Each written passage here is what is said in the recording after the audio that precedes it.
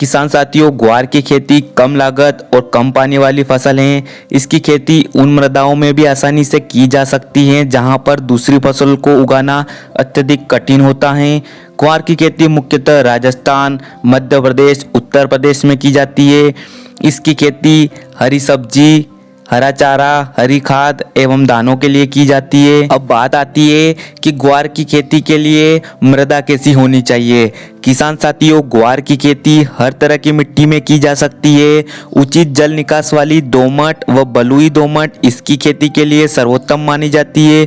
जिन क्षेत्रों में अत्यधिक गर्मी पड़ती हो परंतु सिंचाई की उचित व्यवस्था हो, उन क्षेत्रों में ग्वार की खेती करके भरपूर पैदावार ली जा सकती है। अगला पॉइंट आता है हमारा, ग्वार की बुआई का उचित समय क्या है।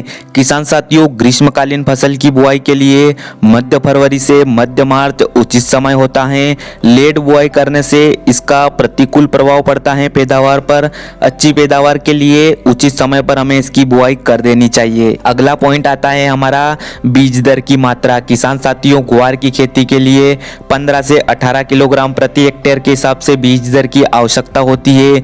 बीजों की बुआई से पूर्व 2 ग्राम प्रति किलोग्राम के हिसाब से 22 या केप्टोन फंजीसाइड से बीजों को उपचारित करके ही हमें इसकी बुआई करनी चाहिए। इसके अलावा ग्वार की बेस्ट वैरायटी की बात करें तो वैसे तो वैज्ञानिकों द्वारा बहुत सी किस्में तैयार की गई है, फिर भी जो सबसे ज़्यादा प्रचलित है उनमें से HG 365, HR 220, इसे 2020 के नाम से भी जाना जाता है। इसके अलावा सुपर X6, यह तीनों बहुत ही अच्छे उत्पादन वाली ग्वार की वैरायटी है। इसके अलावा आप सुपर 88, सुपर X7 एवं HG 565 को भी लगा सकते हो। ग्वार की बुआई की बात करें तो किसान साथियों, इसकी बुआई हमेशा पंक्तियों में करनी चाहिए जिससे पैदावार अच्छी मिलती है और फसल की देखभाल करने में आसानी होती है। ग्वार की बुआई के लिए पंक्ति से पंक्ति की दूरी 45 से 50 सेंटीमीटर और पंक्ति में पौधे से पौधे की दूरी 10 से 15 सेंटीमीटर पर इसकी बुआई करनी चाहिए।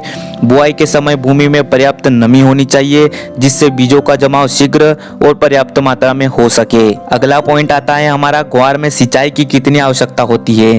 किसान साथियों, ग्रीष्मकालीन फसल में आवश्यकता अनुसार 6 से 7 दिनों में सिंचाई करते रहना चाहिए। ग्वार की फसल में उर्वरक की बात करें तो किसान साथियों, ग्वार एक दलहनी फसल होने के कारण नाइट्रोजन की आपूर्ति तो जड़ों में उपस्थित गांठों से नाइट्रोजन की पूर्ति हो जाती है। फिर भी प्रारंभिक अवस्था में पोषक तत्वों की पूर्ति के लिए 20 किलोग्राम नाइट्रोजन, 40 किलोग्राम फास्फोरस प्रति हेक्टेयर के हिसाब से देना चाहिए। नाइट्रोजन एवं फास्फोरस की पूरी मात्रा हमें बुआई के समय ही दे देना चाहिए। अब अंत में बात करते हैं इसकी पैदावार की, तो किसान साथियों, यह बहुत से कारणों पर निर्भर करती है। फिर भी ग्वार की फसल से 12 से 18 क्विंटल दाना और 70 से 120 क्विंटल हरी फली प्राप्त की जा सकती है।